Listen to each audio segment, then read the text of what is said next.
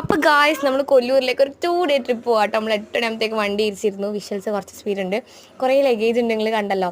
പിന്നെ നമ്മൾ ഫുഡ് കൊണ്ടുവരുന്നു. നമ്മളൊന്നും രാവിലെ കഴിച്ചിട്ടുണ്ടായിരുന്നില്ല, ഇഡ്ഡലിയും സാമ്പാറായിരുന്നു. എല്ലാവരും ഒരു സൈഡിൽ കാർ പാർക്കിയിട്ട് എല്ലാവരും ഇരുന്ന് കഴിച്ചു കേട്ടോ. എന്നിട്ട് പാത്രമൊക്കെ എടുത്ത് വെച്ചിട്ട് വീണ്ടും വണ്ടി ഇരിച്ചു.